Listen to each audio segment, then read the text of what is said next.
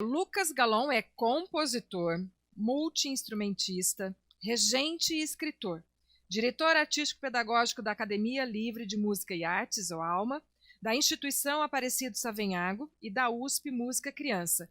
E por algum motivo que ele vai explicar, tem pesquisado sobre as fake news. Sua apresentação será mediada pela também jornalista Flávia Martelli.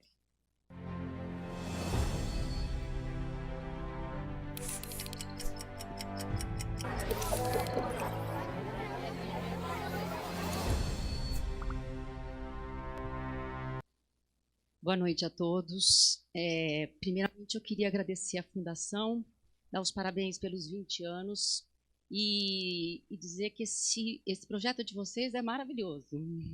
Eu adorei esse convite e poder estar aqui falando sobre fake news. Eu pensei assim, falei, nossa, é realmente difícil, um tema espinhoso, importantíssimo, né, falar sobre ele. Enfim, né? Ali, a câmera, desculpa. E dizer que aqui a gente, embora esteja nesse teatro, né, Galon, maravilhoso, sozinhos, aqui por trás, gente, tem uma equipe enorme, né? É um backstage aqui, um profissionalismo. Parabéns, viu, pessoal? Eu tô vendo eles correrem de cá para cá, né? Muita mulher na produção, parabéns, viu, mulheres? Eu fiquei muito feliz, né, em poder participar. E fake news não é um tema fácil, é espinhoso, ainda mais nos dias atuais, né, Galon? E no seu texto, você inicia, para falar sobre fake news, você faz uma trajetória sobre a verdade. Achei excelente esse texto, quero usar em sala de aula, referenciarei, viu? Importantíssimo. E eu gostaria de fazer a primeira pergunta para você, referente a uma pergunta que existe há mais de 2000 anos, né? Uma pergunta que Pôncio Pilatos fez a Jesus. Quid est veritas? Não sei se a pronúncia é correta do latim. Quid est veritas? Arrasou, arrasou. O que é verdade? Me diga. Pois é, essa é a pergunta que está ecoando há 2000 anos, né? Quando Pôncio Pilatos pergunta para Jesus de Nazaré, chamado o Cristo depois, ele não responde, né? Ali. Então, assim, eu não tenho a pretensão de responder a pergunta que Jesus não respondeu ali. Na verdade, quando a gente vê o texto antigo, a gente sabe que existe ali uma resposta, né? Mas eu agradeço a sua mediação, Flávia. A gente é colega lá na universidade. É muito honrado pelo convite da feira, de estar aqui participando da 20 Horas de Literatura, que é uma invenção fantástica aí nessa época difícil que a gente está vivendo, para conseguir pensar esses problemas dos últimos 20 anos, né? Bom, eu vou falar um pouquinho ecoando o que a Adriana falou inicialmente. O meu interesse é justamente nesse tema, vem justamente da minha formação no campo da filosofia da arte, da filosofia estética, que traz essas perguntas sobre a questão da verdade, principalmente a verdade ligada ao pensamento grego, né? Então, eu já tinha uma pesquisa já sobre a verdade, as várias concepções de verdade, as várias noções de verdade que houveram assim, durante muitos anos, vários tipos, né, que houve na história. E fake news tem tudo a ver com o problema da verdade, né? Na verdade, é a distorção de quase toda a tradição da noção da verdade, né?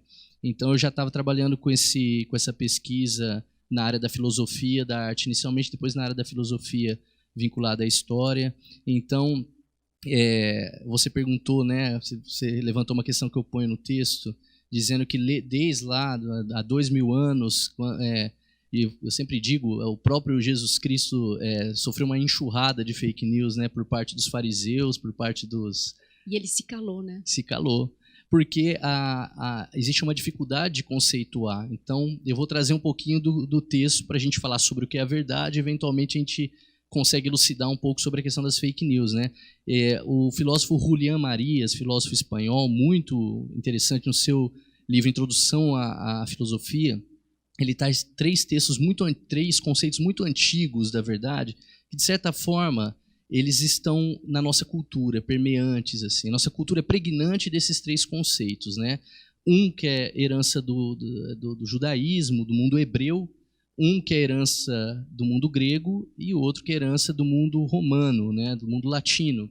E esses 3 conceitos, eles de certa forma se mantiveram ali na nossa cultura, na nossa tradição chamada cultura ocidental, né? Que é uma coisa bem difusa, mas que dá para a gente localizar.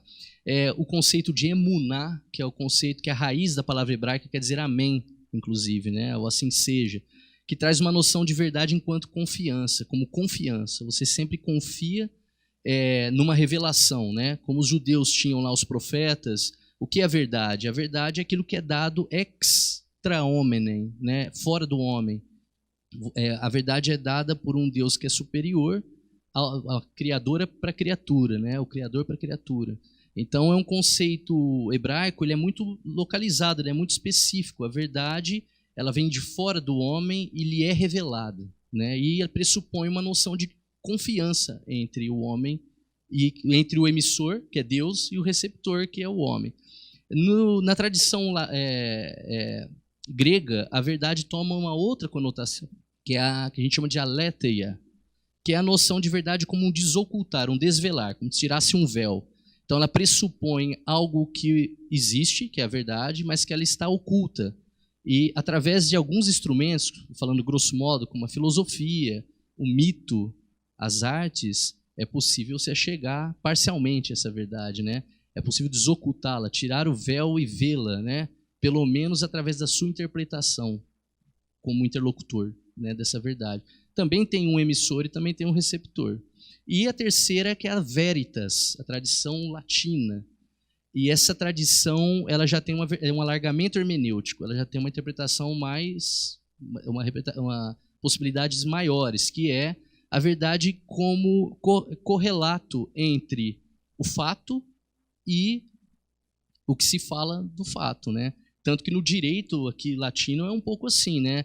É mais vinculado à ideia de verossimilhança. Se você tem uma narrativa que era mais verossímil que a outra, então você considera essa narrativa verdade, né? Mesmo que você não tenha como chegar nessa verdade de uma forma absoluta. Na atualidade, existem alguns estudiosos e pensadores que falam que não existe verdade. Uhum. E agora, na modernidade, existe uma outra expressão que se usa muito, da tal pós-verdade. E aí, existe ou não existe a verdade? Ou existe a pós-verdade? Eu digo sempre assim, que existe uma tradição que implica noções do que é verdade, né? Eu mostrei 3, falei das 3 que mais ou menos lá do mundo antigo, muito primordiais, que depois viram outras coisas. Por exemplo, na Idade Média, a verdade é a verdade do ente, né, ontológica, do ser. Depois, no século XVIII, a verdade está na história. E depois, no final do século XIX, a verdade ela tem a ver com a transformação que o homem pode fazer no mundo, que está ligado ao hegelianismo, ao marxismo. Então, são muitas as noções sobre o que é a verdade, mas todas elas, de certa forma, consideram que a verdade existe, mesmo que ela não seja acessível em sua inteireza, né? O que acontece agora, dentro da sua pergunta, é que a ideia de fake news ela traz uma afronta e uma distorção muito ardilosa a qualquer conceito de verdade dessa tradição. É uma fragmentação? É uma fragmentação, mas mais do que uma fragmentação, porque existe uma fragmentação do que seria a conveniência do que seja verdade naquele momento. Eu considero uma distorção. Por exemplo, o conceito de emuná, que eu falei lá de trás, ele traz uma noção da verdade como algo extra hominem, algo fora do homem. A fake news distorce essa ideia, né? Você recebe no WhatsApp uma mensagem que não tem data, não tem referência, ninguém sabe quem é, quando foi, quem fez, de quando não sabe nada. É como se fosse uma verdade extra hominem. E ela vem como um deus ex machina. O que é? Estou usando essas expressões latinas, né? É porque ela resolve um problema teu. A verdade da fake news é uma verdade produto. Ela é criada para você, do seu jeito. Você fala isso, né, de mercadoria, né? Então eu vou tocar nesse ponto, né? Então é bem isso, né? Você recebe uma mensagem pelo tal WhatsApp, que é por ali que vem, né? Muitas vezes, e você acredita por mais absurda. Então você vê as pessoas propagando aquilo e você fala assim, mas por que ela propagou isso? Se ela é tão absurda, mas ela acredita que aquilo é verdade. Por quê? Tem vários aspectos. Os algoritmos, todas essas relações que a gente sabe, dos robôs, da linguagem algorítmica que trabalha nas fake news, ela faz como a gente recebe uma propaganda também na internet que tem a ver com o nosso perfil, a gente recebe uma fake news também. Né? Então, por exemplo, vou dar um exemplo. Se a gente já tem uma predisposição para pensar que fulano é o bandido e fulano é o mocinho na política, vai vir para você algo que confirma a sua expectativa. Então, a verdade não é mais, dentro dessa tradição da verdade, nenhuma dessas tradições. Nem o correlato do fato com o enunciado, né? Do fato com o que se fala do fato, nem uma ideia de desocultar, de desvelar, que necessita de uma hermenêutica, de uma interpretação, e nenhuma ideia específica de confiança, embora a questão da confiança esteja aí, mas distorcida. Porque tem a ver, né? A gente vai falar disso talvez mais tarde. Mas é uma ideia de verdade transformada em produto. Não existe mais um binômio claro entre receptor e emissor, né? Na verdade, é a supremacia total do emissor, porque é ele que prevalece. Ele não precisa nem falar quem ele é. Simplesmente aparece ali como se fosse mágica. E como você está propenso àquela mensagem, você crê.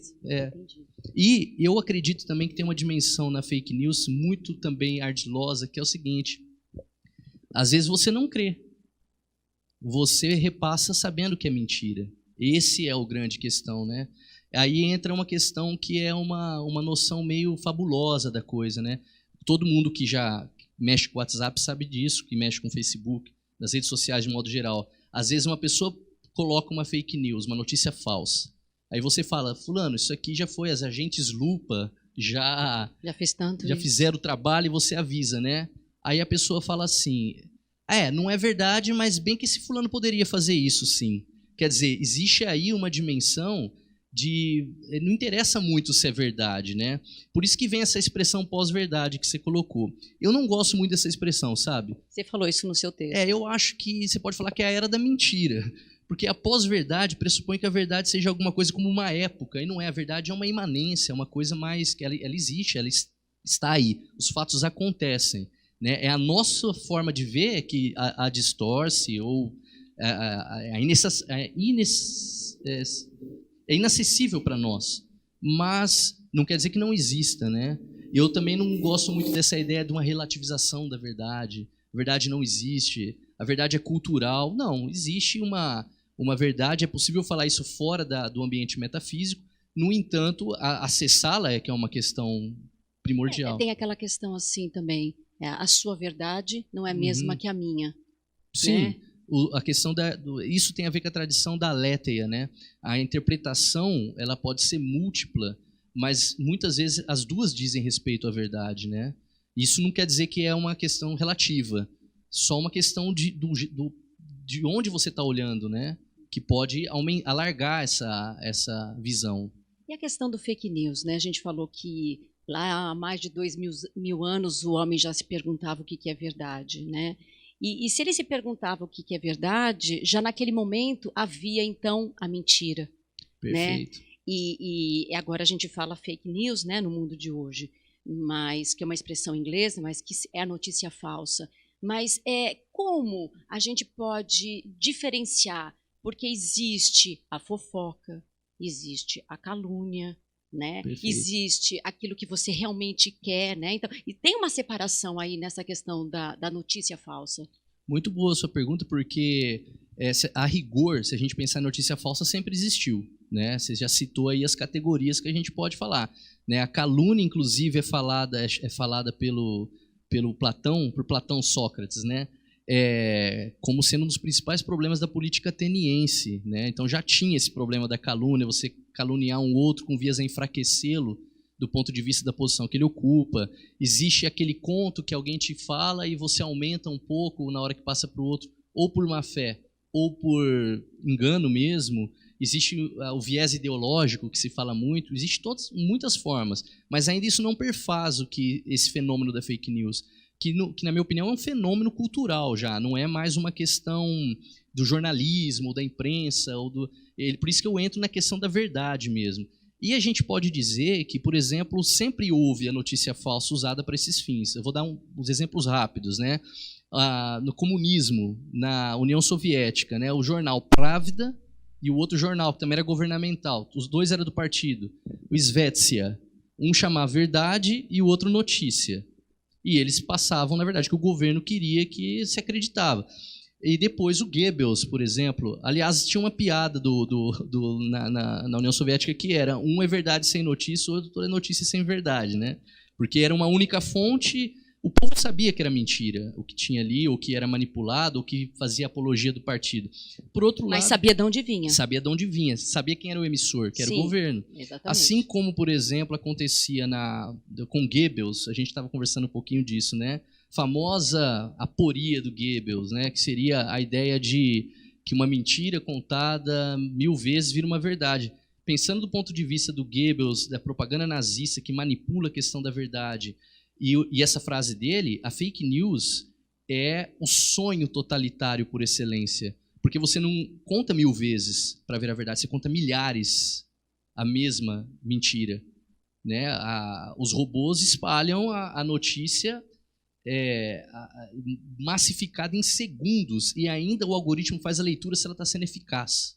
Você pode mudar o caminho. Você falou uma coisa sobre a propaganda de Hitler, né? A gente estava falando lá sobre o documentário Triunfo da Vontade, né, que é um documentário da Leni Riefenstahl, e ela fez esse documentário para mostrar para o mundo o poder, né, do nazismo, e dizer que os judeus, né, e criou a questão da verdade a partir da verdade que eles, né, assim, a gente pode chamar de fake news, né, e dizimou, né, ali uma população, né? Sim, e depois, além de dizimar, haver uma tentativa de um genocídio, na verdade, uma tentativa de eliminação completa de um povo específico, no caso os judeus, negros, ciganos, homossexuais que não eram só judeus, né, na Alemanha nazista, ainda houve depois a fake news more, assim, que aparece, que é a ideia de que não houve holocausto. Há negacionistas do holocausto em governos por aí. Então, assim, sempre dentro do universo do totalitarismo, do fascismo, do nazismo, seja lá qual que é a orientação inicial, sempre há uma apropriação da verdade em forma de manipulação. Ou seja, a fake news sempre existiu nesse sentido. Mas o que acontece agora? É que agora isso ganha uma dimensão de segundos para se espalhar por todo o mundo, ganha uma dimensão que é psicossocial e virtual, porque ela se dá mais no mundo virtual do que no mundo real, né? Vocês todo mundo já passou pela experiência de ver uma pessoa no Facebook que você pensa que é uma pessoa de um jeito que você jamais conviveria. De repente você encontra pessoalmente, é um doce, né? Então tem essa coisa virtual que também tem uma ideia na fake news que a gente pode dizer que é de projeção, né? É muito mais difuso do que antigamente, que nem você mesmo disse. Você acha mais difícil? Acho mais difícil. Eu acho que como eu disse, é o sonho totalitário ter um mecanismo como o mecanismo das fake news atualmente. Não tem...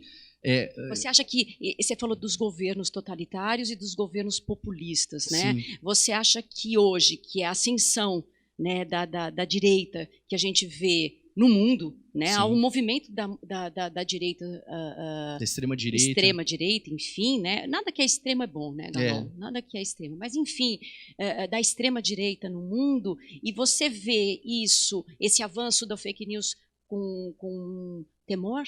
Vejo com temor, eu vejo que tem uma ligação. Isso não quer dizer, é bom a gente sempre deixar claro para não criar um maniqueísmo, que todos os espectros políticos se utilizam de fake news. Eu comecei até citando o comunismo soviético, já para não ter problema. Mas, por outro lado, agora, atualmente, isso é muito ligado à ascensão da extrema-direita, a um universo que é negacionista e conspiracionista, porque as fake news elas acabam servindo como veículo para essas questões. A gente está no meio de uma pandemia, a gente percebe isso, né?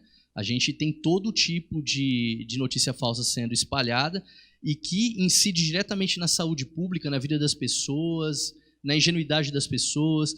E eu acho que a fake news a gente não pode ser romântico. Tem a culpa do emissor, mas tem a culpa do receptor também, né? Como eu disse, as pessoas não são tão ingênuas assim para a gente chamar de povo, esse conceito também que é difuso, né? e falar, não, existe uma base de pessoas que compartilham como uma espécie de militância, né? De acreditarem, né? É isso que a gente está falando, né? É como se fosse um panfleto. Se eu concordo com aquilo, não interessa se é verdade, eu passo para frente.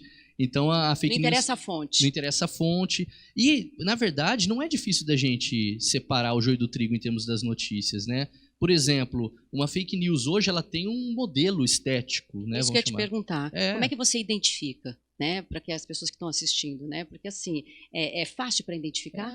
Eu acho fácil. A ausência de autor da notícia, ou de referência, né? Quem é o jornalista, qual é a fonte, qual é a data, quando foi isso, porque tem vários tipos de fake news, né?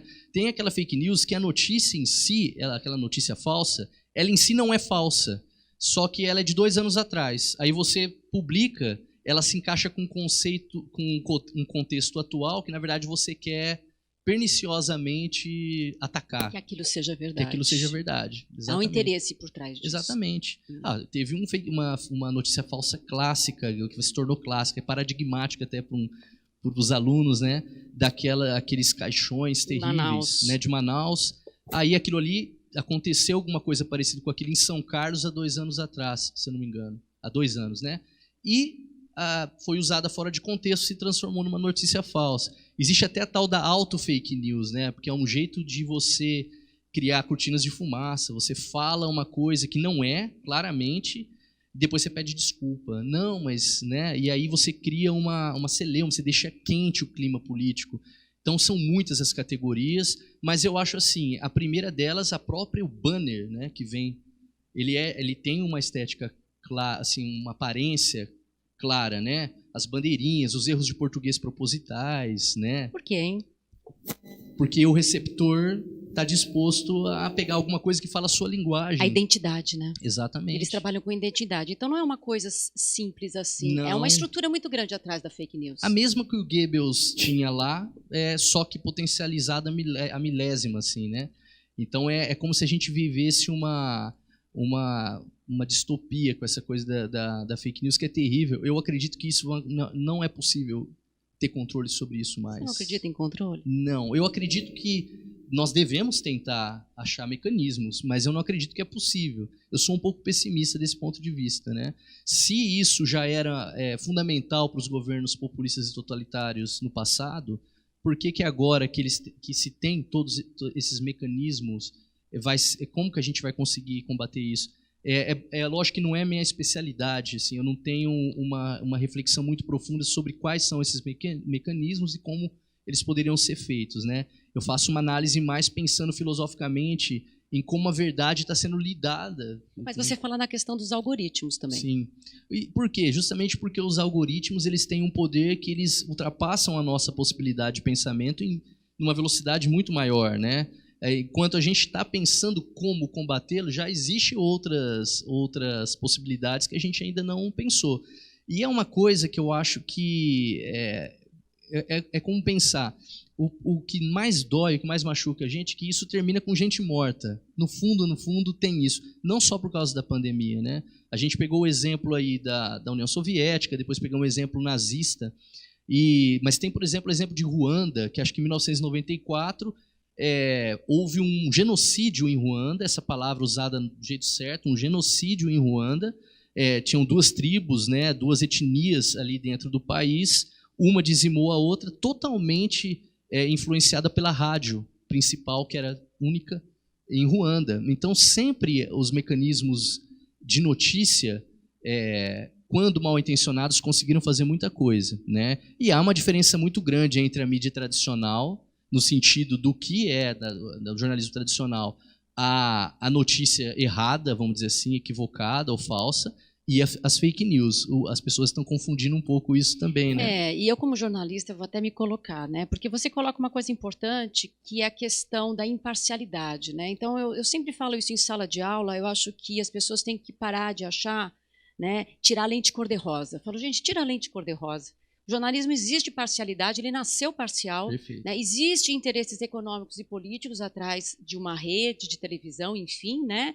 Mas existe ali fontes, né? E você sabe de onde vem, o jornalista vem e assina, né? Ela é tendenciosa para para aquela imprensa, enfim, mas existe. Agora, isso que você colocou é sério, né? Então, chega pela rede algo que não tem a fonte, não tem essa estrutura, né? E o que acontece é que o jornalista hoje virou um monstro, Sim. né? E o que virou um monstro também, eu queria até dividir com você, a questão da ciência. Sem né? dúvida. A ciência acabou, Sem né? dúvida. E tem relação total com a questão da fake news, né? Dessa ideia, desse fenômeno. A gente está pensando aqui como um fenômeno, não estamos pensando na notícia em si falsa, né? Por isso que a gente está tentando distinguir. Às vezes, numa conversa de 40 minutos, a gente não consegue, mas tem os textos, né? Dá para fazer o download lá no site da feira. Transformar em livro, hein, gente? Já tem o livro lá disponível, baixei ontem, li vários dos colegas, é super legal, um trabalho maravilhoso aí da Adriana, do pessoal. Então, nessa questão que você colocou, eu acho muito importante dizer, existe uma diferença, né? A imprensa está sendo demonizada, assim como a ciência, né? Sempre houve essa coisa de negação da ciência, sempre. A gente sempre conhecia, a gente puxar na memória, a gente sempre teve um anti-vacina lá na nossa vida que cruzou, sempre teve essa coisa. Só que agora eles se encontram nos subterrâneos da internet, né? As suas excentricidades do terraplanismo, se casam. Sempre teve essas pessoas. Gente, essa questão da Terra não ser redonda é uma incrível, coisa, né? De mais de 1.500 anos que... Tem foto, muito mais. Né? O homem foi à Lua ou ele não foi à Lua? Então. Existe que o homem não foi à Lua. Porque é uma questão, né, de como a gente está falando, uma verdade-produto, ela vai ao encontro da pessoa que quer acreditar naquilo, já de antemão já tem aquilo. O Wittgenstein, acho que no seu tratado mais importante, ele fala, você não aprende, ele dá a entender, né? Você não aprende uma coisa que você sozinho não pensou antes, né? De alguma forma. Você precisa ter uma recursividade dessa coisa.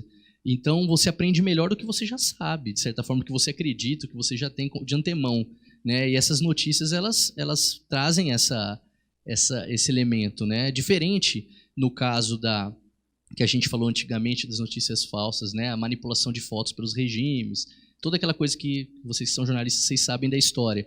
Agora, a gente nem precisa disso, porque não tem emissor.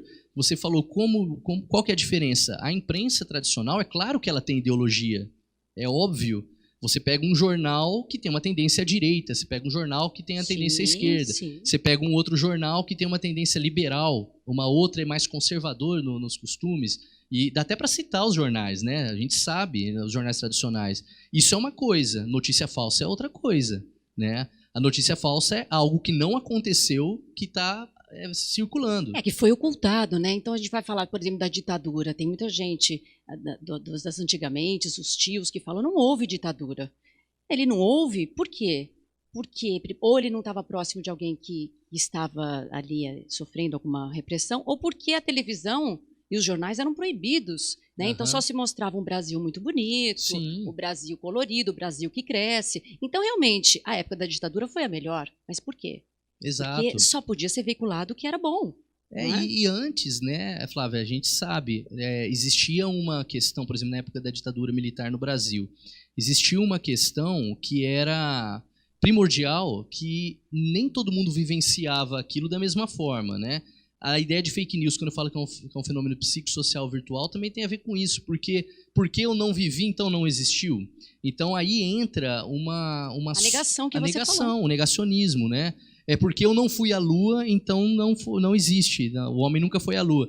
Então existe aí sim uma questão de atacar justamente essa questão que antigamente é muito engraçado. Antes não havia uma negação por parte dos militares sobre a questão da ditadura, por exemplo. Todo mundo era ditadura militar. Agora há um revisionismo, né? Os militares não, é uma revolução. Aí alguém falou, não, uma revolução é uma palavra feia, é meio de esquerda falar de revolução. Eles falam, não, é um movimento. Então há uma luta por narrativas. Mudanças das palavras, né? Exato. É uma dança das cadeiras das palavras. Exatamente, que não é diferente do negacionismo do Holocausto, né? Que começou lá o presidente do Irã falando... E daí isso veio à tona e descobriu-se que tem uma grande rede de negadores do Holocausto desde sempre, né, que falam que nunca aconteceu e tal. Uma das coisas mais documentadas da história da humanidade é o Holocausto. Tem documento de todo tipo, né? Então é uma coisa... E tem o que faz a negação. E tem gente que acredita. Acredita. E agora, com a era das fake news, você tem agora a construção das bolhas, né? Então você encontra aquele que acredita igual a você, né? E vai militar junto com você naquela verdade alternativa. Seria as tribos das fakes? Seria. E inexoravelmente. Né? Por isso que você falou que você está tão pessimista. Porque você não Muito pessimista, eu acho assim... E a pandemia veio bem nessa hora, né? Eu acho que quando a gente pensa bem no que aconteceu no século XX, eu sempre ficava triste quando estudava ali aquele período da primeira metade do século XX, do nazifascismo, enfim, de toda aquela... do que de terrível aconteceu ali. Mas a gente está vivendo um fenômeno muito peculiar agora. Teve a gripe espanhola, mas agora esse fenômeno cultural ele é sem precedentes. Ele vai ter um impacto para nós, com as fake news sendo o motor dessa coisa. Eu acho que vai ser muito difícil a gente se recuperar disso sem muitas sequelas. Porque estamos isolados, estamos dentro de casa, e estamos aonde? Em rede. Em rede. Potencializou mais ainda as possibilidades de compreensão do mundo a partir de uma visão de outrem. Porque não é você que vai interpretar, você já recebe pronto, né? Por isso que eu falo, a gente estava conversando que a fake news tem essa dimensão parabólica, né? É como se fosse uma... Adorei uma ideia de parábola. A parábola tem uma tradição hebraica, inclusive, né? A ideia de você contar uma história particular, mas que essa particular faz alusão a um universal, né? O próprio Jesus Cristo contava parábolas, né? Parábola do filho pródigo. É uma história que aconteceu de verdade? Não, mas acontece todo dia em todos vários lares, então você usa como uma dimensão pedagógica, didática. E, de certa forma, as fake news têm isso também, só que distorcido. Por isso que eu sempre falo que a essência da coisa, do fenômeno, é a distorção. É a distorção da noção da veritas, é a distorção da noção de emuná, é a distorção da noção da aletheia. Então, não é uma mera mentira, é uma coisa mais séria que está em jogo. E talvez aí, para a gente já filosofar mais um pouco, né? Seria então, Galon, a questão da desestruturação da ciência e da própria educação? Eu acho que isso não é uma coisa talvez tão planejada, mas eu acho, como acontece sempre, eu penso que existe como as leituras algorítmicas, elas são muito rápidas, a resposta é muito rápida, você consegue ler a situação mais rápido do que a gente consegue ler, mais que qualquer filósofo consiga perceber, né? Então, a resposta ela sempre é muito oportunista. Então, se você solta uma notícia do tipo, as faculdades são antros de balbúrdia, você consegue ver qual é a pregnância disso nos meios, você vê se deu certo ou não deu certo. Deu certo, os robôs espalham a 1000. E para você e eu, que somos aqui bem tradicionais, falamos no microfone, damos aula com lousa, para a gente falar para os nossos alunos assim, não, mas não é verdade isso. Como que a gente faz? Como é que a gente faz? É difícil, né? Eu acredito que quem vence esse mal é o próprio mal em si, como todo mal. Então isso de alguma forma vai acabar se desintegrando por causa de si mesmo. Mas aí a gente vai entrar aqui quase numa especulação meio esotérica. Falando em esoterismo, já que você deu a palavra, né? Você faz uma comparação no seu texto do olavismo cultural, né, com as grandes cruzadas da Idade Média. Sim, eu fiz uma imersão, até tenho alguns amigos meus que acharam que isso era uma coisa muito sádica comigo mesmo, assim, né? De ficar bastante tempo no YouTube pesquisando, ouvindo o que o pessoal falava. E eu tirei algumas conclusões disso. É claro que é uma coisa pré-mensuração, é uma especulação filosófica mesmo, né? Embora tenha vários já artigos e pesquisas indo nesse caminho, mas o que eu chamei assim é porque o Brasil está, e eu vou dar nome aos bois, está sob influência de um guru, né, do governo e de várias figuras ligadas ao Steve Bannon, que foi preso recentemente nos Estados Unidos, né, e que foi também guru ali do Trump. Tem toda uma história complicada, né? E existe uma cultura disso agora, né? Uma cultura daqueles que seguem um determinado linha de pensamento. E é muito interessante que o Olavo de Carvalho, que é essa figura chamada de filósofo, se autodeclara filósofo, seus alunos, seus seguidores, e ao mesmo tempo é bem interessante ver como tem uma coisa meio anti-filosofia, e a filosofia sempre foi feita para os pares e com os pares, né? Desde Aristóteles, né, a peripatética, toda aquela questão, né, de você ter interlocutores do seu nível. Se você ficar sozinho falando só para os seus alunos, é uma coisa estranha, você vira mais um guru mesmo, um influenciador, e menos alguém que pensa com os pares, recebendo crítica dos pares, inclusive. É a troca, né? A troca, inclusive a crítica negativa, que a gente, quando vai, por exemplo, no meio acadêmico, fazer mestrado, doutorado, a gente passa por uma banca para ver se você está usando a bibliografia direito, se você não está, na verdade, comprometendo o autor, né? Que vai te sabatinar para aquilo, né? E quando você não tem nada, você não tem crítica, você tem seguidores, né? Que é a nossa tradição nova. A nova filosofia, no fundo, agora é a filosofia dos seguidores. Quantos seguidores você tem? Eu não tenho nenhum, eu acho. Não. E então existe uma coisa séria aí, né? Existe um respaldo intelectual que é dado a essa ascensão de um certo pensamento, que eu acho até erroneamente chamado de conservador, porque tem grandes pensadores conservadores, né? Tem figuras importantes na Europa.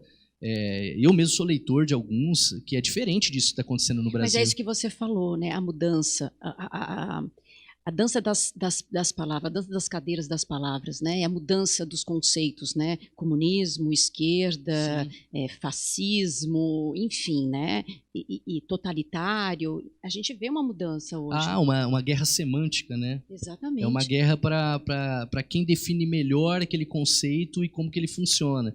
E o Brasil tem hoje um influenciador principal, é inegável. Na verdade, ele mesmo se jacta dessa posição, né? Então eu não estou aqui falando uma coisa, eu falo uma coisa que ele concordaria, né? E por outro lado, há respaldo a uma base também, onde as fake news se proliferam, que é muito claro para mim, que tem a ver com um movimento religioso específico, né? O pentecostalismo. É um neopentecostalismo diferente do mais antigo, ele é militante mesmo, ele está pronto como uma base política e recebe respaldo intelectual dessas figuras, como o Olavo de Carvalho e outras figuras influenciadas. Existem similares no campo oposto, na esquerda? Bom, provavelmente, eu diria que com certeza eu já até vi alguns, mas quem está no poder agora não são eles, né? Então, a gente está falando de alguma coisa que está acontecendo e que tem consequências na nossa vida.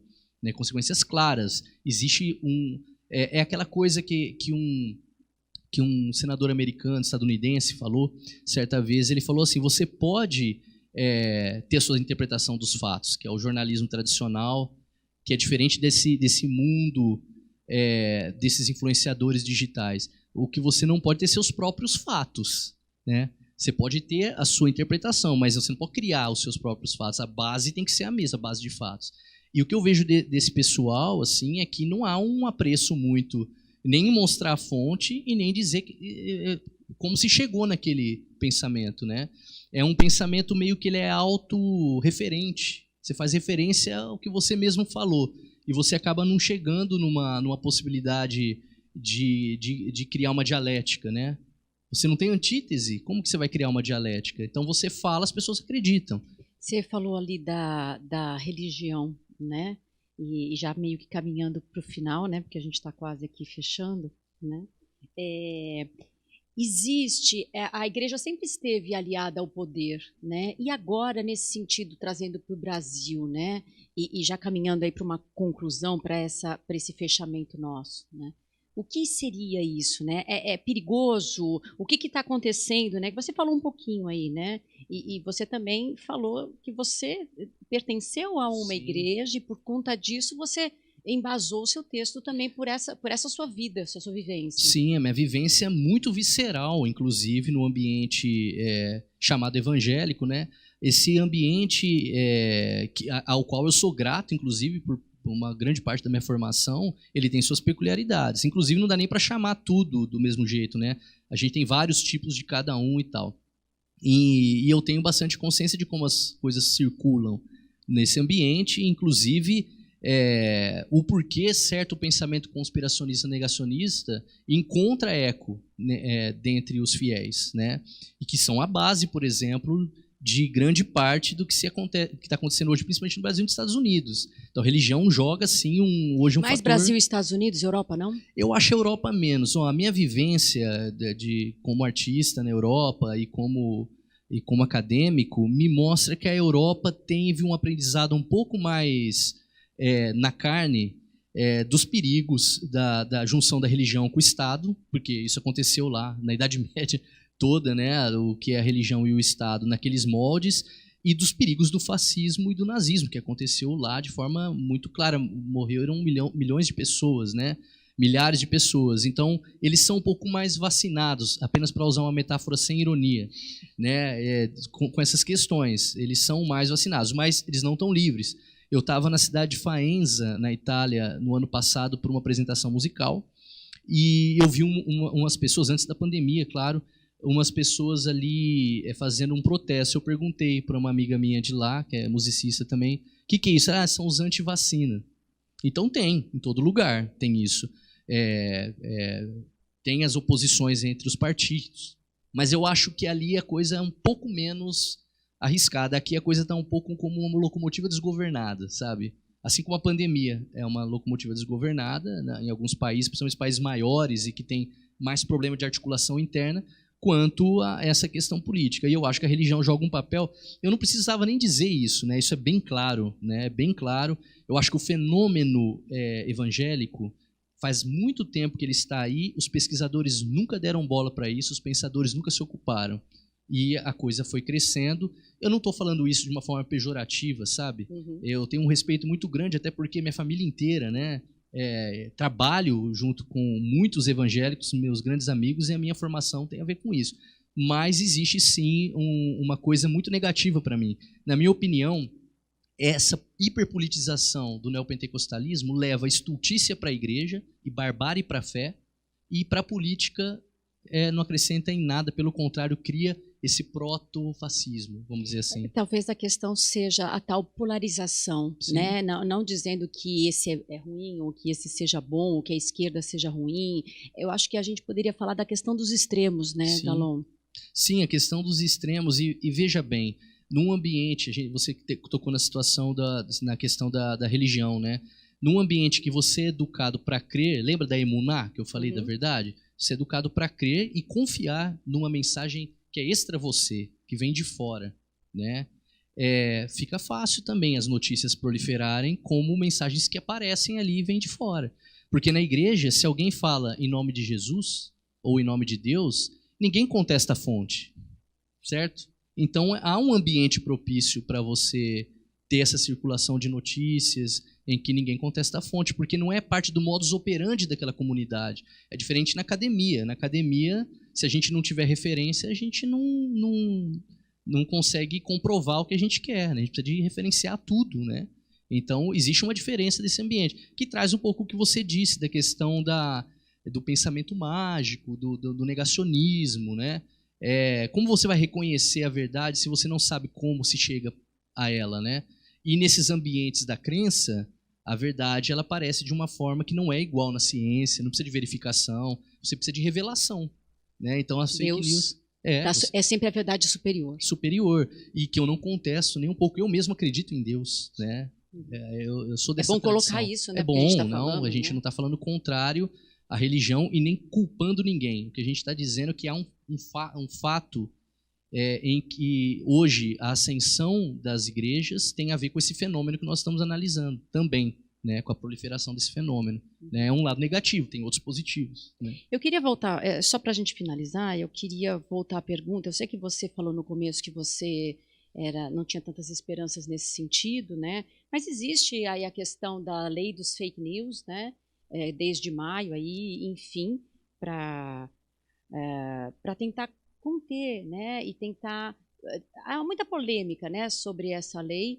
Inclusive, hoje, uma notícia é que uma cientista, Sophie Zhang, ela é uma cientista do Facebook de dados, e ela revelou um memorando dizendo que era um memorando interno do Facebook, e ela revelava nesse memorando que havia sérios problemas com perfil, fake perfis, né, que não eram reais, e que isso impactou muito na questão das eleições no mundo e inclusive no Brasil. Né? Então, a notícia é quente, é de hoje, e aí a gente tem essa questão da lei do fake news, que muita gente diz que isso vai cercear a liberdade. Como é que você vê isso? Eu vejo da seguinte forma: eu não sou a favor de uma caça as bruxas. Como começou a acontecer aí. Você pega o blogueiro lá, ou o youtuber, e você vê que ele tem alguma notícia ali que eventualmente pode ser falsa, e você vai lá e fecha o canal dele. Eu acho que houve sim um excesso que beira um certo perigo às questões de liberdade. No entanto, eu vejo com bons olhos a ideia de você procurar mecanismos para interromper essa loucura toda. É que eu acredito que vai ser impossível. Como eu disse, eu não acho que é possível. Mas é uma coisa assim que é óbvio que houve influência nas eleições do mundo inteiro. Isso é uma coisa... E o que acontece? O próprio relato das fake news agora também coloca isso como se fosse uma perseguição àqueles que foram eleitos. Então veja como entra num fluxo, numa espiral interminável, né?